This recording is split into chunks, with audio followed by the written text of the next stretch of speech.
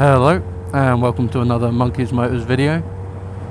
This video is going to be another kind of vlog video, and it's going to be a quick update about the new PC.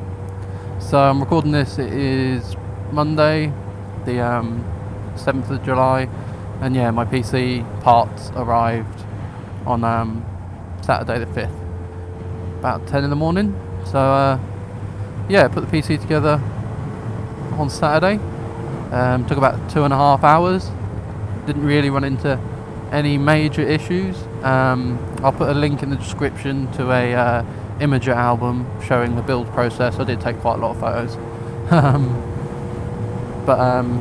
Yeah, everything went pretty smoothly. One thing I did, but it was a really easy fix, was at one point I managed to drop a screw into the power supply through the fan at the top. But I hadn't installed any of the power cables yet, so I quickly unscrewed the power supply, shook it upside down, out came the screw, and then from then on I always just put a bit of, like, I think it was the case manual, you know, bit of paper over the top of the power supply, so if I ever dropped any more screws they couldn't go in the power supply. So yeah, I'd recommend that if you're building with your fan facing up. I know the case I used has a rear intake, you know, dust filtered intake for the power supply to suck cool air in, but if you have the power supply with the fan facing down, you see the ugly sticker on the other side of it, and I really don't like that. I'd much rather see the fan. Well, I've never seen the fan spin, with it being the RM power supply series. They don't spin up unless they're under kind of like medium load, and even under gaming I'm not getting above half load. What is it with me, vlogs, leathers and rain? It's starting to rain again. It's meant to be fucking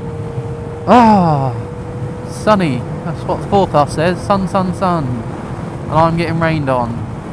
See, I'm not too happy about this. One, I got rained on like a week ago, so my leather's already clean. And two, I'm actually going to work, so I don't want to be wet. I've got to spend all day working. It's not nice having wet pants at work. But yeah, I had the little power supply hiccup, but it wasn't really an issue.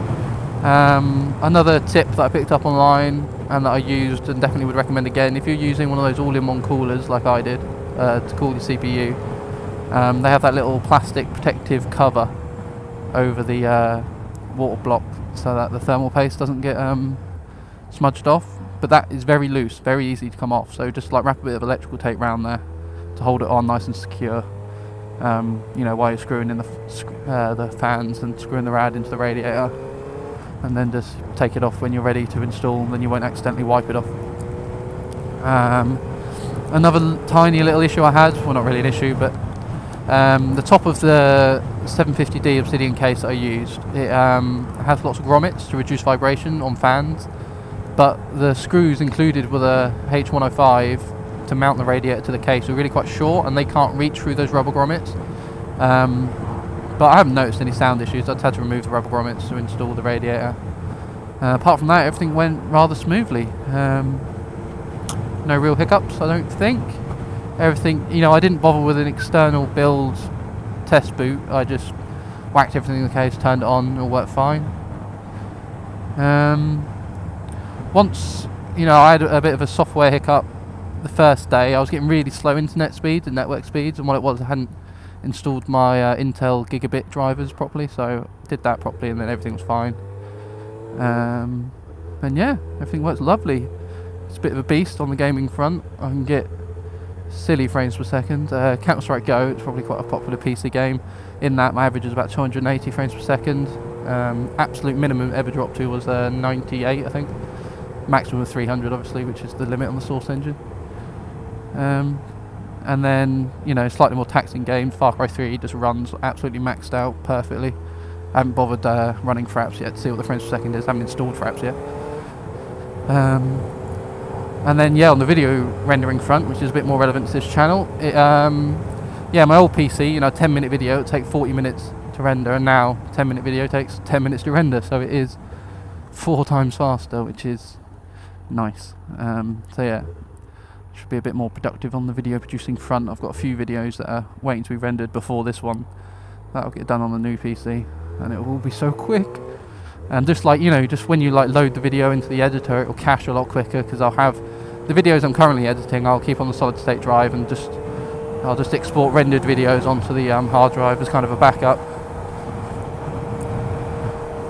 So yeah, everything should just be wonderful from now on, with any luck. Right, we're going to get a bit of wind noise now, especially when I start hammering down the A20, so I'll call that it for this video. So yeah, thanks for watching, guys. Link in the description if you want to see the pics for the build, which someone out there may find interesting. Yeah, thanks for watching, see you later.